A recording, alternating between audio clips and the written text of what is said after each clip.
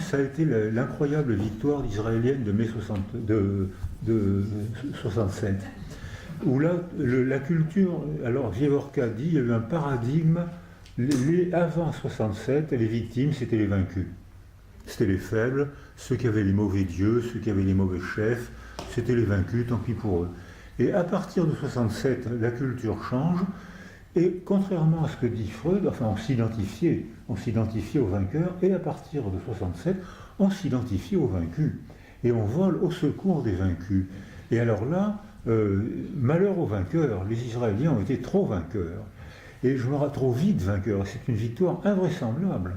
C'est une victoire contre toute logique, invraisemblable, où tous les pays arabes qui avaient combattu dans les armées de Rommel, ça aussi on ne le dit pas, tous les pays arabes du Proche-Orient, pas les Maghrébins ont libéré la France. Ils ont joué un grand rôle dans la libération de la France. Mais tous les pays arabes du Proche-Orient ont combattu dans les armées de Rommel. Sadat était officier supérieur dans l'armée de Rommel, et donc et ça on n'en parle pas non plus. Et dans cette aventure-là, Genet n'est pas antisémite parce qu'il félicite les Israéliens d'avoir attrapé Eichmann, parce que si les Israéliens avaient été vaincus en 67, je suis convaincu qu'il aurait volé au secours des Israéliens. Mais il ne pouvait pas voler au secours des vainqueurs. Il ne pouvait s'identifier qu'aux vaincus, et les Israéliens avaient été trop vainqueurs. Malheur aux vainqueurs. Alors voilà, je vais terminer juste en disant que c'est pas rare du tout que moi j'ai personnellement connu Genet, Bobos, que j'ai personnellement connu ces gens-là, il y en a toujours quelques-uns. Et alors voilà aussi une phrase, je vais terminer par ça, par une certaine disposition naturelle à la féerie, j'étais prêt à agir non seulement selon les règles de la morale, mais selon certaines lois d'une esthétique romanesque. C'est-à-dire qu'il pense que cette sexualité, la guerre, la mort, l'admiration des guerriers, l'admiration des bagarreurs, c'est une attitude romanesque. Et qu'il veut vivre comme ça, et d'ailleurs il ne se sent vivre que comme ça. Dès qu'il vit en paix, pour lui, la paix c'est la mort. Il ne se passe rien. Il ne sait pas vivre en paix. Il ne sait vivre que dans les événements extrêmes, donc il va les provoquer, et là il en jouit et il en souffre. Il en jouit. Et ça me rappelle une situation, quand j'étais praticien en neurologie, il y avait beaucoup d'accidents de voiture parce qu'il n'y avait pas de ceinture, il y en a beaucoup moins maintenant. Et il y avait en France à peu près 3000 lobotomies par an. Des lobotomies, soit frontales, les gens tapaient, il y avait 2 hématomes, l'hématome se résorbait et on voyait au scanner de ville, on voyait 2 lobotomies. Ou alors ils tapaient sur le côté et l'amande rhinencéphalique, qui est très vascularisée, c'est des neurones très fins, très vascularisés, ça saignait, ça se résorbait et on voyait un trou, comme une lobotomie dans l'amygdale rhinencéphalique. Sauf que, quand les gens avaient une lobotomie préfrontale, ils ne pouvaient plus rien anticiper, plus faire la grammaire, le cerveau connaît la grammaire, il ne pouvait plus faire de grammaire, puisqu'il ne pouvait plus une représentation du temps. Donc pas de pronom de relation, pas de virgule, pas d'incisive, puisqu'il n'y avait plus de représentation du temps, il ne pouvait faire que sujet, verbe, complément, et encore les jours où ils étaient inspirés. Et quand il frappait latéralement, il y avait un trou dans l'amygdale, plus aucune émotion. Aucune émotion. Indifférence mortelle. Et qu'est-ce que j'ai entendu souvent de ces lobotomies amygdaliennes?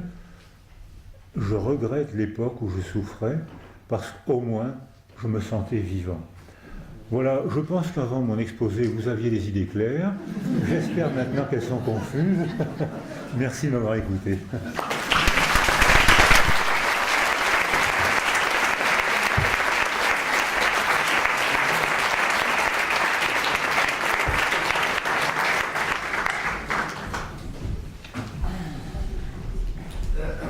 Merci beaucoup Boris Cyrulnik, merci beaucoup pour ces témoignages, ces réflexions, ces idées, ce riche parcours sur l'histoire d'un siècle qui est aussi... Alors j'ai eu le plaisir, à l'occasion de ce séminaire, à l'occasion de l'intérêt que j'ai eu pour Jean Genet, de découvrir qu'il avait connu le tout début de la pédopsychiatrie, la neuropsychiatrie infanto-juvénile à l'époque, et de m'apercevoir qu'il avait été un des premiers patients de Georges Hier. Alors je suis tombée sur ce document qui est le certificat du pédopsychiatre qu'il l'a examiné quand il avait 15 ans. Donc le 5 novembre 1925, le jeune, je ne sais pas s'il n'en voit pas très bien, le jeune Jean, âgé de 15 ans, présente en effet un certain degré de débilité et d'instabilité mentale qui nécessite une surveillance spéciale. Avant de prendre une mesure aussi importante que l'internement dans un asile spécial, j'estime qu'on doit essayer au préalable de confier ce garçon à un patronage comme celui de la rue de Vaugirard. Ah, c'est la rue de C'était Vaugirard. d'abord rue de Vaugirard et ensuite la maîtresse, d'après ce que j'ai compris. Et alors donc, premier service, c'était le service du docteur Georges Hier à Sainte-Anne, à 2 pas d'ici, où il est passé. Et puis, bon, comme ailleurs, il a fugué, enfin, ça a été complexe. Et alors, j'ai une question que j'avais envie de vous poser à l'aune de ce retour au passé et de ce tout début de la pédopsychiatrie, c'est comment aujourd'hui vous voyez les choses sur ce qui est devenu la mission de protection de l'enfance, telle qu'elle était à l'époque, et puis telle qu'elle a traversé cet incroyable siècle, avec la naissance des théories de l'attachement à partir de cette observation du lien affectif et de ce qu'ont donné les séparations, ce dont vous avez témoigné tout à l'heure, avec aussi la Déclaration des droits de l'enfant en 1959, et avec aujourd'hui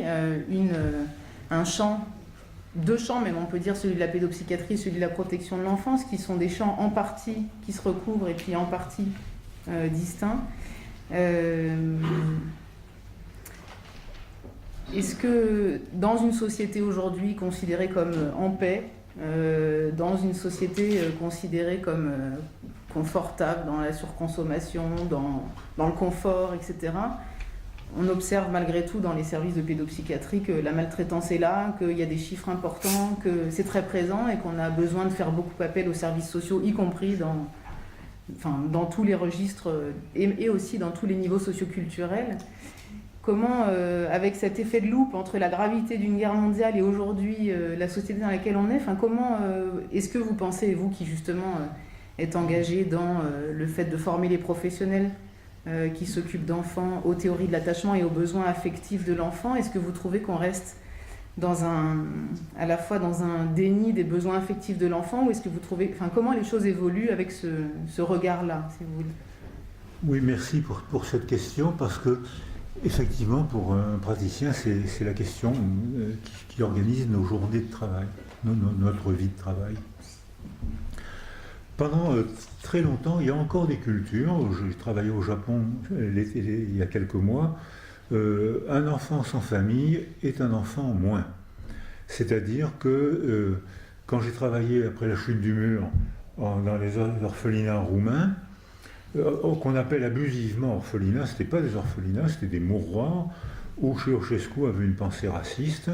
Il pensait que les femmes devaient travailler 14 heures par jour et il n'y avait pas de possibilité de s'occuper de leurs enfants. Et elles devaient mettre au monde le plus d'enfants possible, puisqu'il y avait des femmes flics qui surveillaient leur linge. Donc, pour qu'elles mettent au monde le plus d'enfants possible. Donc, on appelle ça en France, on appelait ça orphelinat, c'était des mouroirs. Personne ne leur parlait. Les enfants sentaient mauvais, ils n'avaient que des activités auto-centrées. Il y avait des dortoirs, j'ai vu des lits millimètre par millimètre, les enfants des petits se balançaient, et le lit traversait un dortoir de 80 mètres, millimètre par millimètre, il ne faisait que ça, il n'y avait pas d'altérité. Et alors, avant la Seconde Guerre mondiale, Et même avant Saint-Vincent-de-Paul, on considérait qu'il ne fallait pas s'occuper de ces enfants sans famille parce qu'ils avaient moins de valeur. Et ne s'en occupant pas, ils ne se développaient pas. Donc c'était la prophétie autoréalisatrice. Puisqu'on dit, regardez, vous voyez bien qu'ils n'ont pas de valeur. Donc c'est pas la peine de s'en occuper. Et on entend encore ce raisonnement dans d'autres pays proches de nous, hein, aujourd'hui. Quand je travaillais avec Claire Brisset, dans d'autres pays, on a entendu encore ce genre de raisonnement. Saint-Vincent-de-Paul ensuite fait changer la donne et dit mais non, il faut recueillir ces enfants. Mais il ne savait pas comment s'en occuper puisque dans un fantasme aristocratique qui ensuite a donné un fantasme raciste, comme Ceausescu ou comme tous les racismes, un enfant, s'il est de bonne qualité, s'il a une bonne graine, il se développera bien, quelle que soit sa famille ou sa culture. Et s'il se développe mal, c'est la preuve, c'est que c'est une mauvaise graine, puisqu'il se développe mal, c'est donc on a vérifié, le postulat est vérifié. Et puis, en fait, c'est René Spitz et Anna Freud qui ont été parmi les tout premiers. Il y a toujours des antécédents, mais c'est eux surtout, dans notre formation, qui ont été les premiers à poser la question, est-ce que vraiment c'est comme ça ? Et dans la première année de la vie de l'enfant, que vous avez tous lu, et qui est un petit livre facile à lire, vous vérifierez ce soir, il y a 29 citations d'éthologie animale de la part de la fille de Papa Freud et de René Spitz, psychanalyste. 29 citations d'éthologie animale. Avec, vous vérifierez, hein. Donc ça veut dire que, parce que, étant psychanalyste, obligé de changer de regard sur ses enfants, bombardement de Londres, les Anglais ont payé cher, des enfants sont tirés des détritus, ils ont vu leurs parents mourir ou ils ont été eux-mêmes pris, et il y a ce qu'on appellerait aujourd'hui une randomisation des enfants, c'est-à-dire qu'Anna Freud disait on met les enfants là où il y a un lit. Donc c'était la randomisation. Et René Spitz, formé par ces citations d'éthologie animale, dit mais il faut observer. Alors il écrit clairement, ils sont trop petits pour parler, donc nous allons essayer de comprendre ce qu'ils disent avec leur comportement. Donc ils se mettent à faire une sémiologie éthologique. Comportement autocentré, regarder, et ils décrivent un proto-attachement de ces enfants qui tout d'un coup se jettent sur une jambe, serrent la jambe et puis tout d'un coup s'en vont parce qu'ils ont des fragments, ils perçoivent des fragments, ils ne perçoivent pas une personne. Et puis Spitz dit, on va faire une étude longitudinale et il constate que dans certaines institutions, il y a très peu de délinquants, très peu de mauvais développement. J'ai oublié le nom de l'institution, il y en a une où il y avait 200 enfants et 0 délinquants, 0 développement, alors que dans l'institution voisine, je crois me rappeler que c'était, je ne suis pas sûr du chiffre, on va dire 47 enfants, c'est là où il a décrit les 13 anaclitismes dans cette institution. Et il dit, c'est donc que, puisque les enfants ont été, alors il n'emploie pas le mot randomisé, mais ont été mis au hasard, c'est donc qu'il y a on ne sait pas, alors Anna Freud emploie le mot de lines of development. Tuteur, nous on a traduit ça par tuteur de développement. Mais donc elle emploie lines of development. Et il dit, c'est que dans cette institution, il y avait de bons tuteurs de développement, et que dans cette autre institution, où il y a des enfants délinquants, carencés, retardés, on n'a pas mis autour d'eux de bons tuteurs de développement. Et ça a donc été les premiers. Mais quand Bowlby, mon maître, dit, mais ces enfants qui se sont bien développés, ils ont donc quelque chose à nous apprendre. Et Spitz lui répond, logiquement, il faut d'abord s'occuper des enfants en détresse. C'est logique. Mais quand Amy Werner, en 82, pose la même question à Michael Rutter avec qui on travaille, Michael Rutter dit, ces enfants ont quelque chose à nous apprendre. Et du coup, c'est cette phrase-là qui fait changer l'attitude et qui déclenche des recherches. Alors bien sûr, il faut s'occuper des enfants qui vont mal, mais ça n'empêche pas que ces enfants qui, logiquement, devraient aller mal et qui ne vont pas mal, mais qui n'ont pas repris leur développement. Je dis, C'est pas un développement normal, hein, mais c'est un développement humain. Et ces enfants-là ont quelque chose à nous apprendre et ça a déclenché le travail sur la résilience. Alors ce qui se passe actuellement, c'est que ce qu'on voit, c'est que dans les institutions, dans certains pays étrangers que j'ai vus, au Vietnam, en Chine, c'est insupportable, physiquement, moralement bien sûr, et même physiquement. C'est insupportable. C'est vraiment l'horreur. Michel Foucault, que je critique souvent, mais là vraiment, il a raison. Des murs, une rigole pour l'urine, rien. Des gens, des centaines de gens, rien, on ne parle pas. On donne des médicaments pour que les soignants aient la paix. Les médicaments servent à soigner les soignants. Parce qu'à ce moment-là, tout le monde dort, les médicaments peuvent, les soignants peuvent finir la partie de cartes. Hein, donc, et il y a des pays aussi, même en Afrique. Hein, mais en revanche, en France, des institutions comme l'œuvre de secours des enfants, alors ils avaient commencé avant la guerre, à Saint-Pétersbourg, Korczak en Pologne, et à Saint-Pétersbourg, ils avaient commencé à faire vivre ce que les théories de l'attachement ont sémiologiquement précisé et expérimentalement précisé, puisque maintenant la neuroimagerie confirme, renforce et critique parfois la théorie de l'attachement. Et eux, ils avaient commencé dès Saint-Pétersbourg, c'est-à-dire 1913 ou 17, enfin, c'était au début du XXe siècle, et là, ces institutions obtiennent de très bons résultats. C'est-à-dire qu'il y a les institutions sans âme, sans homme, uniquement avec de la technologie, médicaments, enfermement, Michel Foucault, et puis il y a les institutions humanisées qui font vivre les théories de l'attachement, les théories de l'attachement qui vivent très bien en psychoéducation, et là, ces institutions obtiennent de très bons résultats. Mais très bons résultats, ça ne veut pas dire résultats normaux. Parce que dans le travail de Joseph Sber, ou dans le travail de Hennal et Resnick, par exemple, en Suisse, parmi les écrivains, il y a un nombre anormalement élevé d'orphelins. C'est-à-dire que alors là, vraiment, là, c'est le manque qui contraint, qui invite fortement à la créativité. C'est le manque, la perte des parents, ou la perte d'un deuil, qui c'est pas une contrainte, mais c'est une forte invitation, c'est l'appel à la créativité. Si à ce moment-là, l'enfant trouve en lui et autour de lui des gens qui lui donnent la parole, qui lui donnent un papier, un crayon, des gens qui lui donnent un lieu de parole, certains peuvent faire, ils ne feront pas tous la performance de Jean Genet ou de Pérec, mais ça n'a pas d'importance, ils feront leur performance. Mais c'est un bon développement, mais c'est un développement particulier, un développement résilient. Par exemple, ce qu'a rendu observable Joseph Sber, c'est que ces enfants devenus adolescents surinvestissent tellement l'affection qu'ils en ont peur, et que c'est l'affection qui les angoisse.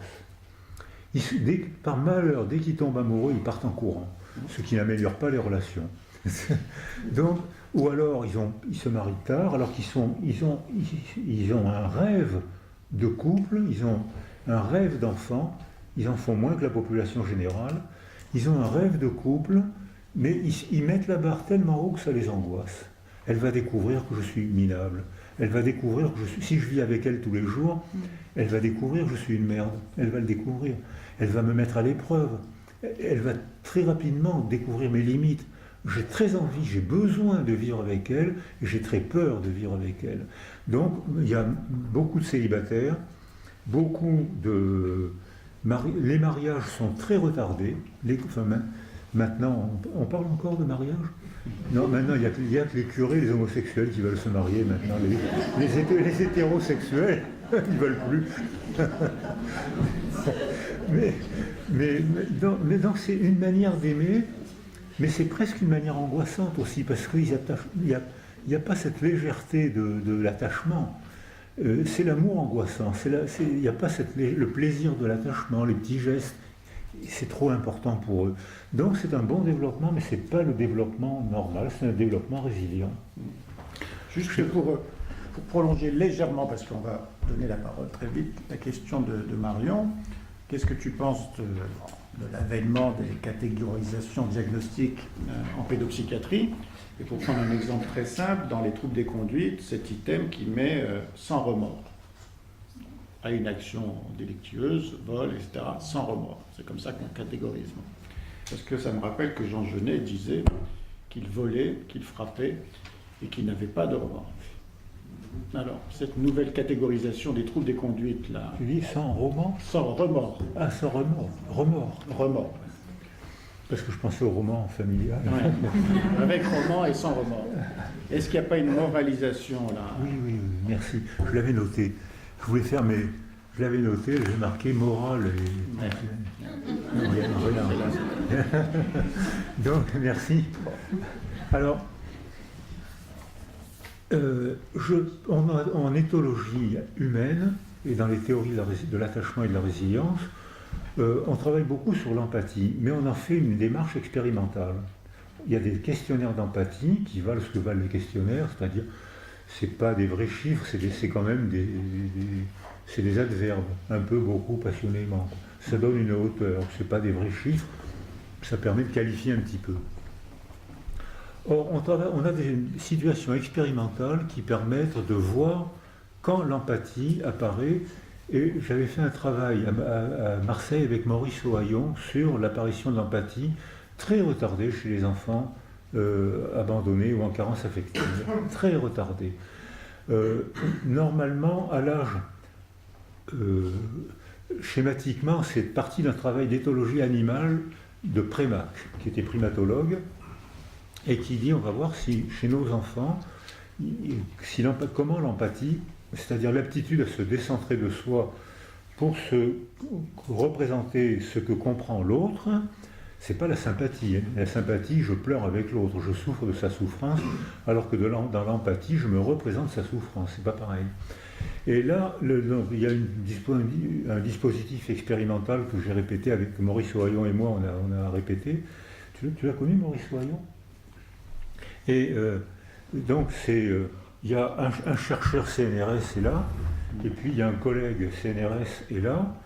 Là, il y a un panier dans lequel on met un ballon, et là, il y a un placard. Puis là, il y a une série d'enfants de 3 ans et une série d'enfants de 4 ans. Le salarié demande à son compère de quitter la salle. Le compère, il met le ballon dans le panier quand le compère est là. Il demande au compère de quitter la salle et pendant qu'il n'est pas là, il met le ballon dans le placard. Puis il demande au compère de revenir et il demande aux enfants âgés de 3 ans où va-t-il chercher le ballon. Tous les enfants de 3 ans disent « Je sais que le ballon est dans le placard, donc il va chercher le ballon dans le placard. » Et ce n'est que à l'âge de 4 ans que les enfants deviennent capables de penser « Je sais que le ballon est dans le placard, mais je sais qu'il croit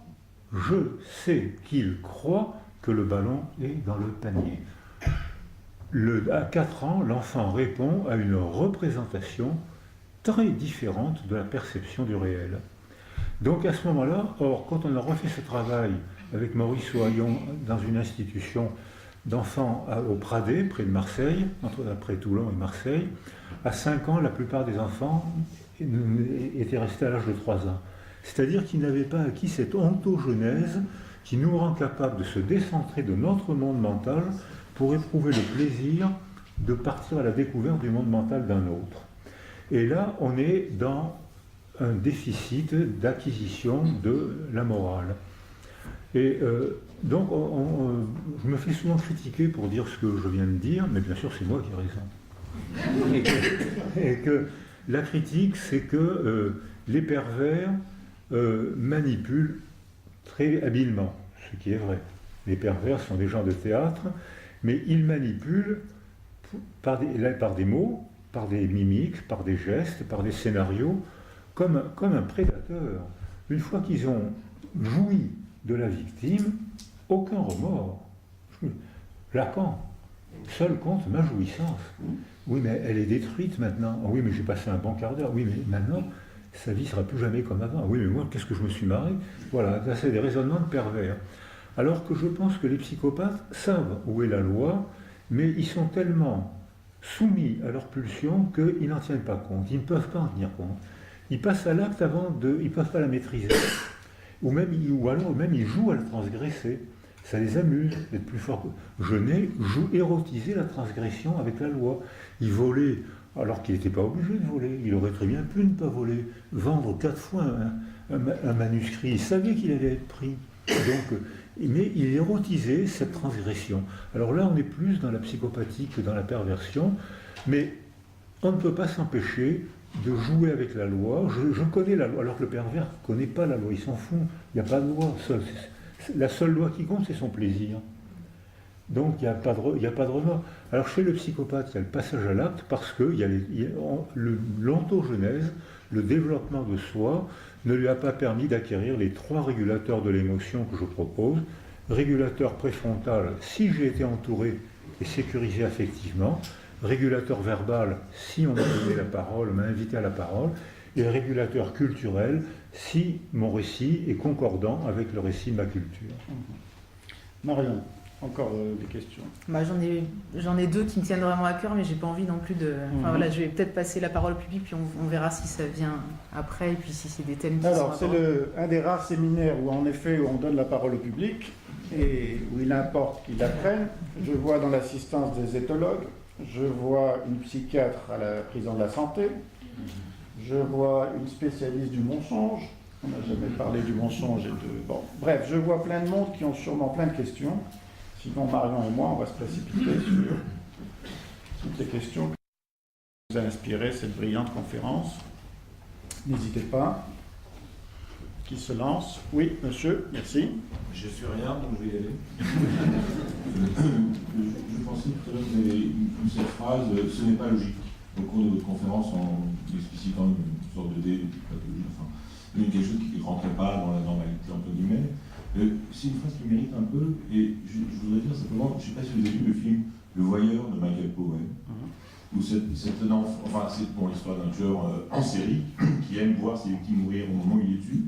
Et à la fin, on a un petit peu l'explication de la psychogénèse du tueur, qui visiblement a été considéré comme un objet d'étude par son père, qui était un scientifique, et qu'il a soumis à des expériences, et qu'il a considéré un peu comme un objet d'étude éthologiquement parlant.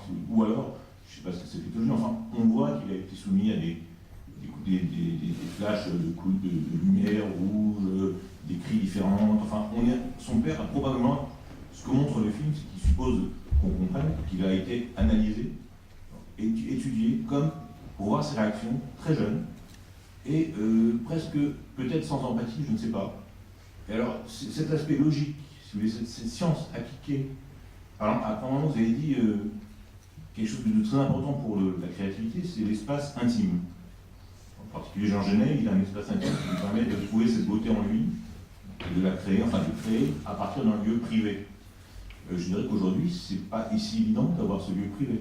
On sait que y a des écoutes, on est un peu, on a l'impression qu'on est vraiment, je ne sais pas, ce que je veux dire. Enfin, le fort intérieur, c'est plus évident, je trouve, aujourd'hui, qu'il me semble. Ou alors je suis très malade. Alors la question, c'est donc votre réaction. Si vous avez quelque chose à dire sur, disons, je ne sais pas. Une fois que... Alors, on évoque un film de Michael Powell qui s'appelle Le Voyeur, Peeping Tom en anglais. C'est un drôle de bonhomme qui a été éduqué à mort par son père, une espèce de Schreiber, bon, et qui s'amuse, parce que c'est ça qui le fait jouir, à filmer une relation amoureuse sexuelle qui va démarrer, mais au moment de la conclure, il tue sa partenaire pour avoir une jouissance orgasmique où l'érotique est lié à la mort. Bon. La question, si j'ai bien compris, c'est que, c'est une sacrée bonne question, c'est une fois qu'on a dit qu'il y a une logique, tu ne peux pas parler de causalité, mais tu parles de système d'attachement, de mode opératoire interne, des différentes structures du cerveau. Une fois qu'on a cette architectonie qui nous donne une logique pour comprendre un comportement en fonction d'une histoire, il faut quand même s'arrêter pour dire que si on veut avoir un espace de créativité, il faut qu'il y ait une absence de logique. C'est ça. Comment faire pour que la logique ne soit Alors, pas... Voilà, qu'elle ne soit pas que mécanique et qu'elle ne réponde pas que à des schèmes comportementaux, etc.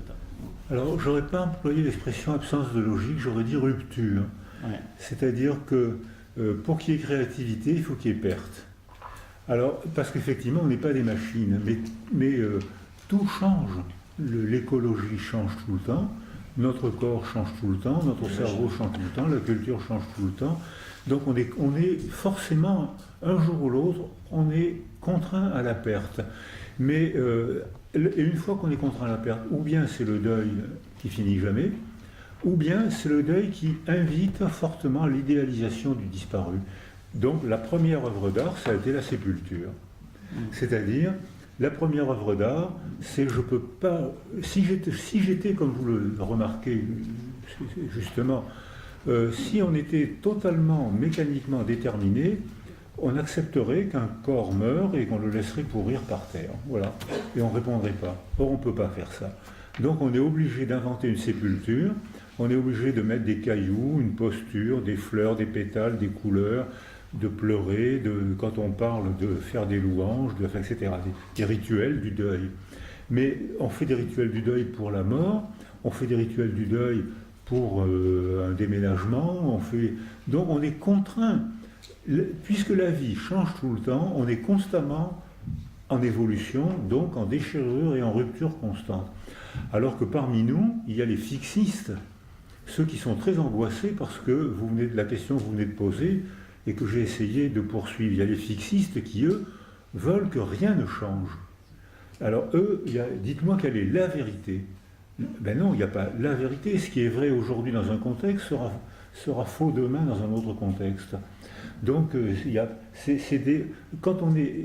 parmi nous des gens qui aiment le doute, comme vous sûrement. Il y a des gens qui aiment changer de lecture, changer de point de vue, ça les intéresse.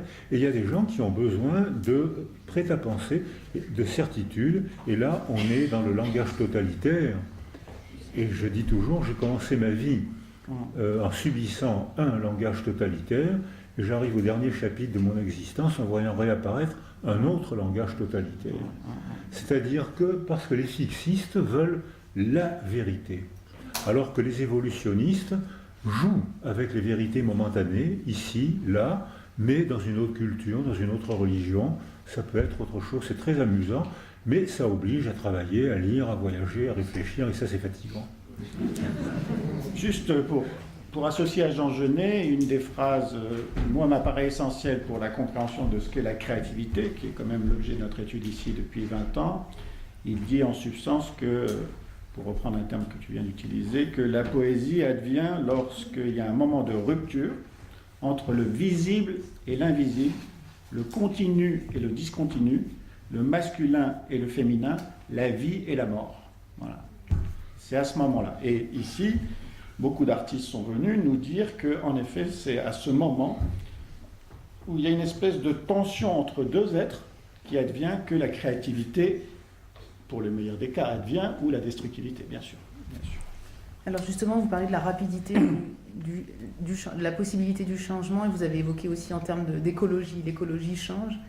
On entend beaucoup parler des acteurs anglo-saxons, parler de résilience sur des champs larges comme ceux du champ social, du champ écologique et du champ économique. Oui. Et de plus en plus, et les choses bougent vite effectivement en ce moment, et on voit s'opérer tout un phénomène de transition sociale, de transition citoyenne, où certains acteurs, notamment du monde associatif, mais citoyens également, sont comme en train de se relever d'un sentiment d'impuissance dans lequel, comme si le fait de reprendre une emprise sur leur monde, en tout cas, se faisait par la réflexion autour de la résilience. Alors c'est pensé en termes de la résilience économique ou écologique, c'est-à-dire comment construire une société différente qui soit moins soumise au choc que peut représenter une crise, moins dépendante d'un krach, moins dépendante d'un choc écologique, Comment vous dialoguez avec ces acteurs-là sur cette question de la résilience ? Les militaires maintenant sont tenus de faire une formation à la résilience. Et à Toulon, les militaires avec qui je travaille ont eu un programme de formation à la résilience. Il y a à Paris, les préfets donnent une formation à la résilience. Ça, c'est pour en cas de catastrophe naturelle. Et les urbanistes montrent effectivement que dans les catastrophes dites naturelles, parce qu'il y a des villes, alors il y a une catastrophe, s'il n'y avait pas de ville, ça serait un phénomène, ça ne serait pas une catastrophe, montre qu'effectivement il y a des groupes humains qui démarrent plus vite que d'autres et que ces groupes d'humains, on commence à voir un peu comment ils sont structurés, ce qui leur permet de redémarrer. Et il y a la résilience géographique qui a une très belle définition qui correspond tout à fait à la définition psychologique de la résilience. Un sol est dit résilient quand, après une inondation ou un incendie, la vie réapparaît différemment. C'est-à-dire que j'ai vu l'incendie du Cap Sissier près de Toulon. C'était magnifique, c'est affreux à dire, mais le ciel était noir, le sol était gris de cendres, le ciel était noir et les montagnes étaient rouges. Et il y avait un silence stupéfiant, c'était très beau. Et après, il y avait les squelettes d'arbres, des arbres qui n'avaient pas été brûlés, le sol était noir et ça sentait le bois brûlé.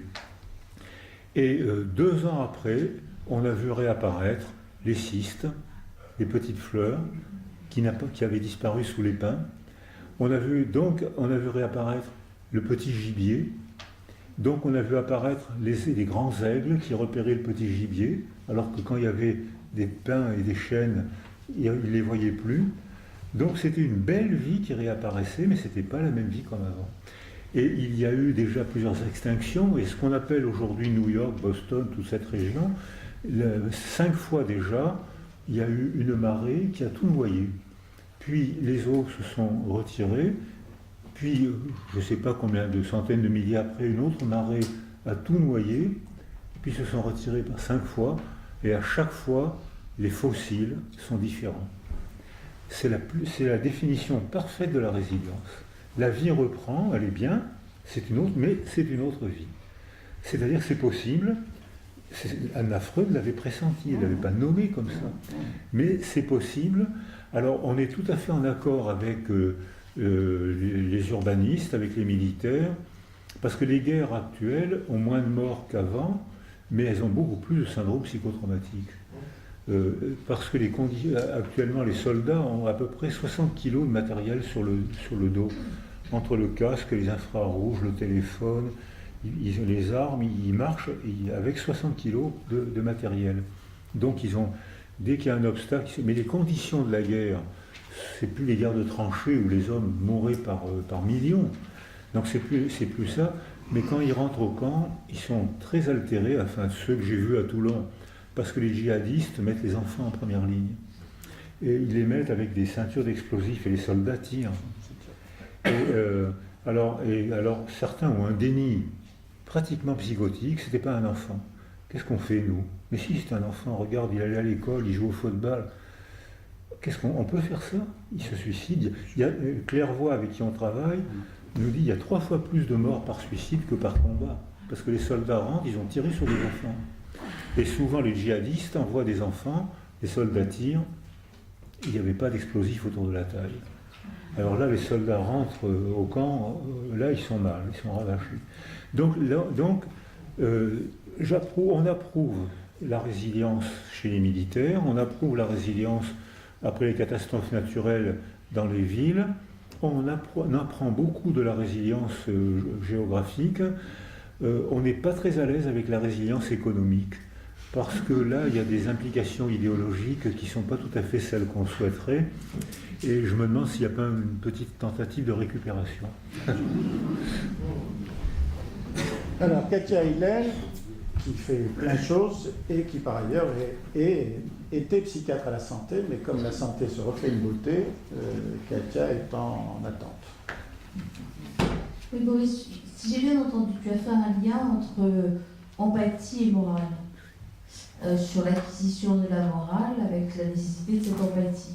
Est-ce qu'on peut dire après que le maintien de cette morale nécessite toujours cette empathie, et à un moment où on a le sentiment quand même que cette compétence humaine se rétrécit, est-ce qu'on peut dire que ça peut avoir un impact sur notre morale? Merci pour ta question. Merci parce que je trouve ta question remarquable parce que c'est comme ça qu'on se l'est posée. Donc, alors, Papa Freud, qui est notre père à presque tous ici, Papa Freud disait que quand alors ce que confirment les manipulations expérimentales que j'ai schématisées et que j'ai mimées tout à l'heure, on a tous été des pervers. Quand on n'avait pas accès à la représentation de l'autre, on était pervers, seul comptait notre jouissance. Et puis arrive un moment, schématiquement vers 4 ans, si on a été bien entouré, où on découvre que maman a un monde mental, que papa a un autre, ma grande sœur a un autre monde mental, et que je ne peux plus tout me permettre. Donc à ce moment-là, j'accède, je mets les pieds dans la morale. J'ai pas besoin de loi, comme le disait Freud, j'ai pas besoin de loi pour m'interdire de mettre les mains dans le feu. Quelque chose s'inhibe en moi, je ne peux, puisque ma mère, ma sœur, mon père, l'autre a un monde mental, je dois tenir compte de son monde mental, je ne peux plus tout me permettre. Donc j'ai acquis une attitude morale sans aucune contrainte légale. Mais je ne peux pas me mettre à la place de tout le monde. Et il y a toujours un moment où je vais redevenir pervers. On en parlait avec Todorov, qui nous a quittés il n'y a pas longtemps, et qui était un homme que j'aimais et que j'admirais beaucoup, par son histoire, sa culture, sa personnalité. Et on a fait une série d'articles là-dessus. Il y a toujours un moment où même, alors c'est ce que je propose d'appeler la morale perverse, c'est-à-dire, il y a toujours un moment où on ne peut plus se décentrer de soi pour se mettre à la place des autres. Est-ce que tu sais que depuis qu'on a commencé notre réunion ce soir, 17 762 Chinois sont morts? Tu t'en fous éperdument, tu es perverse. C'est-à-dire que... Donc, il y a toujours un moment où on arrête. Donc, et c'est ce qui se passe actuellement. Il y a un truc que j'ai lu qui m'a beaucoup marqué dans l'expertise des inculpés de Nuremberg. C'était Léon Goldensohn, un psychiatre, et 2 psychologues qui ont dû faire les expertises. Et il y a un livre qui a été publié chez Penguin Press qui montre les cahiers de Léon Goldensohn, le psychiatre qui avait fait les expertises. Et il y a notamment une expertise, elles sont toutes stupéfiantes, d'absence de remords. Il n'y en a qu'un, je crois, qui se dit « Mais qu'est-ce que j'ai fait ?» Tous les autres « Mais non, mais je n'ai fait qu'obéir. » Enfin, la phrase classique, hein, ce qui est vrai d'ailleurs en plus. Et il y a Rudolf Höss, pas S, hein, le directeur du camp d'Auschwitz, pas le numéro 2. Hein, et Rudolf Höss écrit cette phrase stupéfiante: « J'ai passé à Auschwitz les plus belles années de ma vie. » Comment comprendre ça?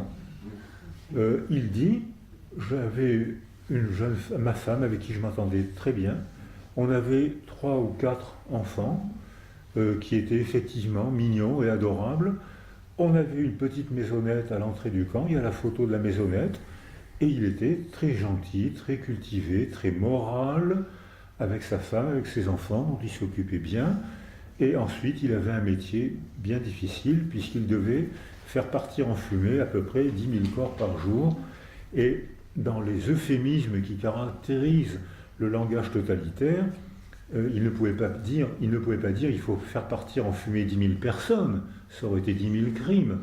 Donc il disait j'ai un travail bien difficile, et d'ailleurs en allemand on appelait ça les Stücken, ein Stück, un morceau. C'est pas une personne. Une personne, là j'aurais eu des remords. Mettre au four une personne, mais un Stück, c'est pas un crime de mettre un Stück dans un four. Donc il y avait un arrêt de quelqu'un qui était très moral, bien éduqué. J'ai des amis qui ont travaillé avec Mengele. J'ai des amis proches qui ont travaillé avec Papon. C'était des hommes fiables, gentils, cultivés, ils faisaient bien leur travail, et ils arrêtaient, un moment, la représentation du monde des autres. et ces hommes moraux étaient capables de devenir pervers. Et Todorov était totalement d'accord avec ce genre de raisonnement, et il me disait, mais c'est ce qu'on doit appeler, on a tous une aptitude à la morale perverse, c'est-à-dire qu'on peut être à la fois parfaitement moraux, je ne peux pas me permettre, je vais t'aider, je vais voler à ton secours, et le même, disait Todorov, peut très bien commettre des crimes sans aucun remords. Merci. Donc on est coincé entre deux perversions. Absolument. Dès qu'il y a un excès, c'est une perversion. Même la sainteté est une perversion. La sainteté, Oui. parce que parmi les facteurs de résilience de Jean Genet, c'est qu'il a eu cette femme nourricière qu'il a beaucoup aimée et qui voulait qu'il devienne prêtre.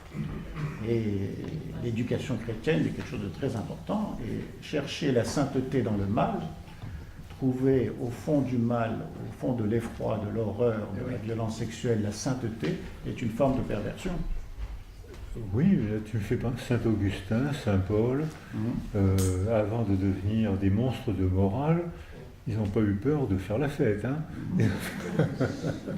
Monsieur. Oui, bonsoir. Je voudrais d'abord vous remercier pour cette belle traversée de l'œuvre de Genet que vous avez faite. Je travaille depuis longtemps sur l'œuvre de Genet et j'ai moi-même été à l'origine de quelques découvertes sur l'enfance de Genet. J'ai été aussi très sensible au regard bienveillant que vous portez sur lui, ce qui n'est pas fréquent, parce que vous le reconnaissez déjà comme un copain d'enfance. La question que je voudrais vous poser porte plutôt sur le statut de la littérature. Est-ce que la littérature permet de rester dans la poubelle, puisque c'est l'image que vous avez utilisée dès le départ, tout en réussissant son coup? Dire, au fond, comment est-ce que la littérature permet de réussir son échec, ou de rester en marge, tout en étant reconnu? Et cette question vaut aussi bien pour l'œuvre de Genet que pour celle de Beckett, par exemple. D'accord. Vous n'avez pas eu d'autres questions?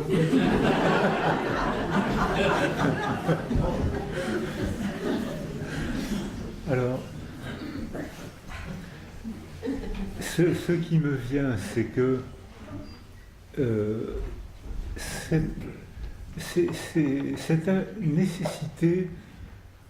J'ai terminé mais le résumé sur l'empathie en disant que je deviens, à un certain stade de mon développement, je deviens capable de me représenter le monde de l'autre. Mais je pense que les mots ont un implicite délirant. Parce que je disais tout à l'heure qu'un animal s'oriente vers une chose, et que nous, bébés, pré-verbaux, on s'oriente sur un objet qui est déjà imprégné de la connotation affective qui vient de l'histoire de la mère. Et donc ça veut dire que je peux, dans l'ontogenèse de la parole, un bébé comprend les sonorités. Puis ensuite, vers 10 mois, il pointe du doigt pour désigner un objet, il ne parle pas. Mais c'est le premier geste des ictiques, c'est-à-dire c'est un geste sémantique. Moi, bébé de 10 mois, je désigne le geste vers l'objet qui m'intéresse de façon à piloter son monde mental.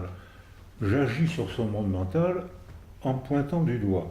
Puis ensuite, j'apprends la convention des mots et je partage des mots. Puis ensuite, j'emploie des mots qui parlent d'autres mots. Puis ensuite, j'emploie des récits qui parlent d'autres récits. Et je suis complètement coupé du réel. C'est-à-dire que l'ontogenèse de la parole m'a mené logiquement au délire, au sens étymologique de délirer. Je sors du sillon, j'ai coupé, je peux faire des récits sur des récits. J'ai coupé, mes mots ne sont plus, comme chez les animaux, ou chez les enfants, ou chez nous encore, ne sont plus uniquement chargés de désigner des choses. Ils désignent d'autres mots, d'autres concepts. Donc je délire logiquement, je ne suis pas psychotique, hein. Je délire logiquement. Donc, et ça c'est probablement le pouvoir de la littérature, c'est de créer un monde de mots, peut-être un monde parallèle. Et dans ce monde, alors il y a le monde, par exemple, Genet parle, c'est pas un monde parallèle pour Genet. Genet parle il métamorphose la poubelle. Il lui donne un sens, il en fait, alors il s'engage, il en fait une érotisation, il est agréable à lire en plus, hein, il y a toujours des images surprenantes, il aime la bagarre, on ne s'ennuie pas avec Genet. Hein. Donc, mais c'est-à-dire que Genet reste dans un monde qui est dans le réel, alors que beaucoup d'auteurs, surtout les philosophes, finissent par être dans un monde des réels. Je ne sais pas si j'ai répondu à votre question, un peu quand même. Alors, je vais poser, moi, si vous permettez, une question. Je vais essayer de rassembler un questionnement. Il y a tellement de choses importantes dans ce que tu as dit. Et un questionnement qui se veut amicalement, bien sûr, une dispute. Parce que sinon, ça n'a pas d'intérêt. Donc ici, on finit toujours par une question plus ou moins dérangeante. Et bon, je m'en excuse si elle est trop dérangeante. Mais voilà la question que vous posez. Là où la psychanalyse, me semble-t-il, amène quelque chose de dérangeant par rapport à une certaine logique de modèle opératoire opérant. C'est sur deux choses. La première, si je reprends ce que tu as dit, les enfants qui ont été maltraités par leurs parents ne deviendront pas systématiquement, que dans 30% des cas, des parents maltraitants. Et tu as dit une phrase qui est ils sont statistiquement épanouis pour les 70%. Statistiquement. Le problème, c'est dans l'infraordinaire, ces 70%, ils ne sont pas épanouis. Si on va chercher, si on va creuser, je crois que, si on va chercher nos alter-ego, Jean Genet, Georges Perec, les autres, on sait que dans l'infraordinaire, ils ont une vie épouvantable. Ils ont une vie de création formidable. Mais dans l'infraordinaire, ils se shootent avec tout un tas de toxiques, ils ont des activités sexuelles compliquées, ils ont des angoisses effarantes, des tentatives de suicide, bon, etc. Bon. C'est-à-dire que ça ne va pas. Statistiquement, macroscopiquement, ils passent, mais dans l'infraordinaire, ils vont très mal. C'est-à-dire que la résilience est là, mais elle a besoin d'autres choses pour s'étayer, en particulier tout un tas de toxiques, et aussi des aménagements pervers, pour parler vite. Je ne dis pas qu'ils sont pervers, je ne dis pas qu'ils souffrent d'une perversion.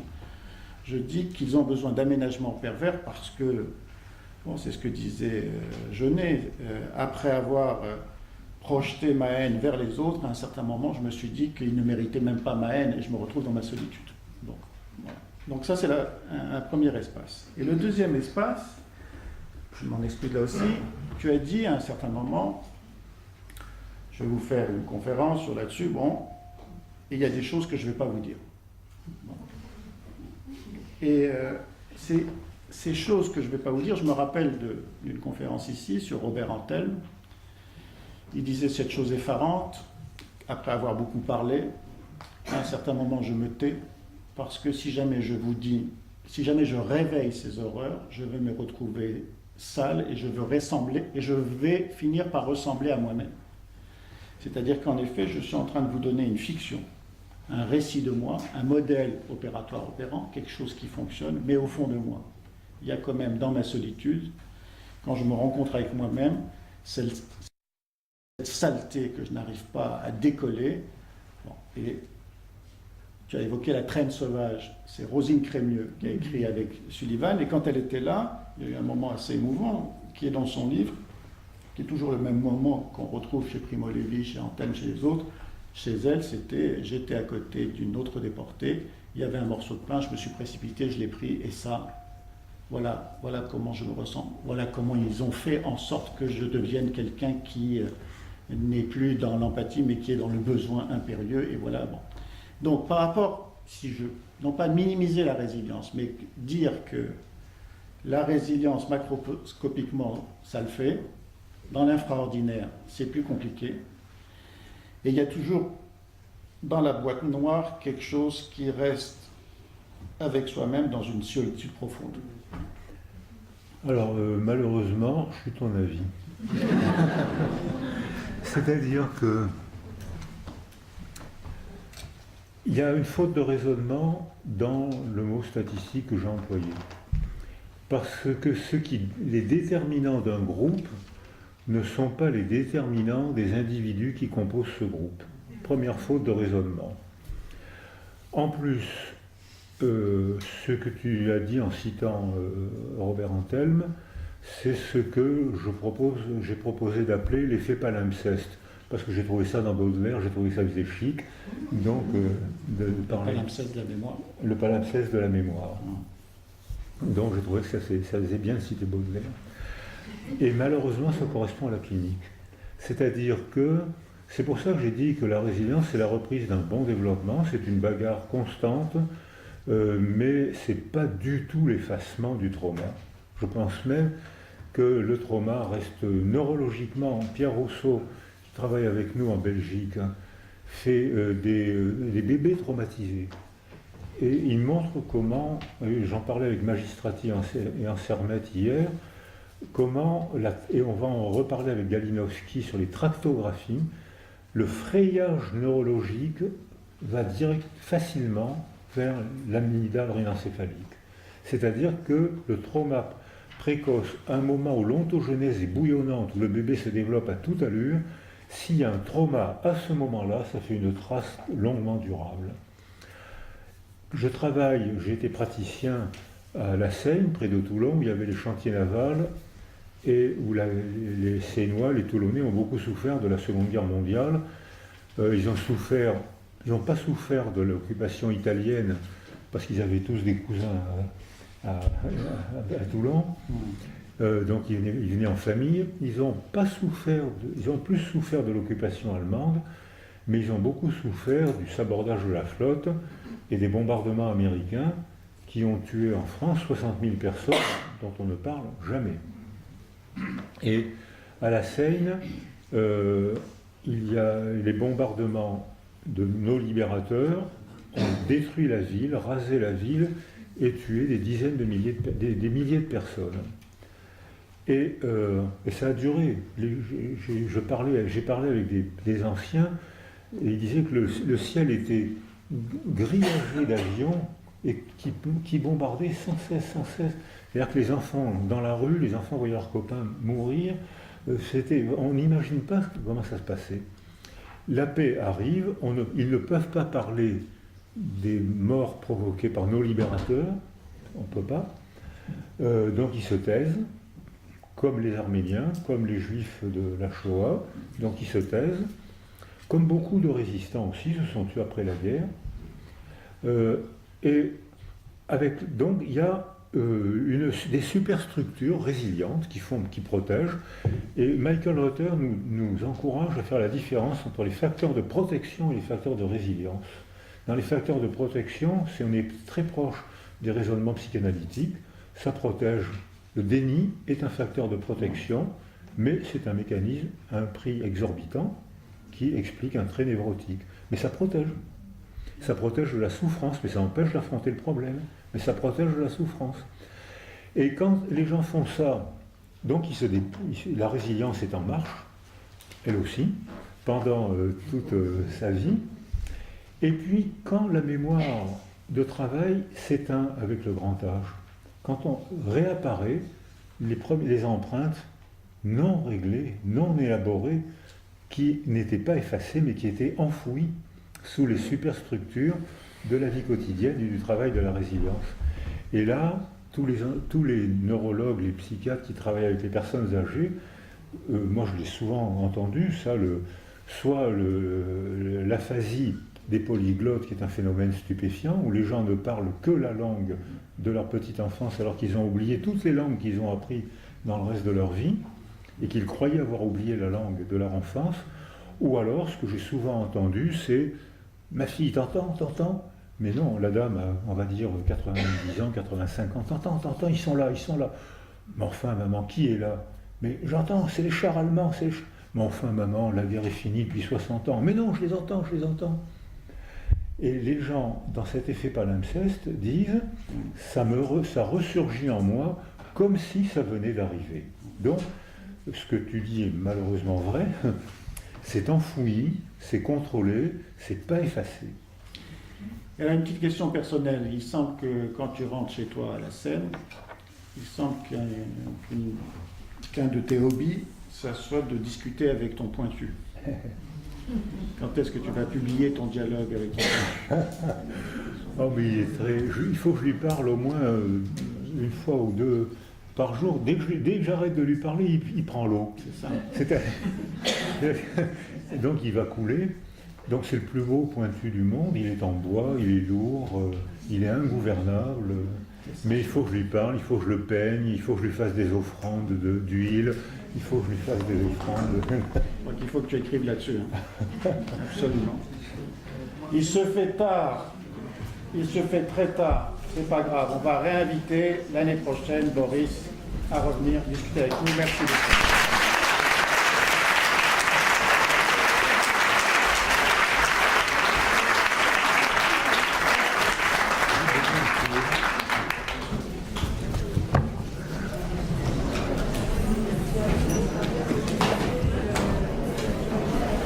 Bon, même si tu as mangé, Mais si tu m'invites à boire une bière, voilà, c'est ça. ça me fait plaisir. Allez.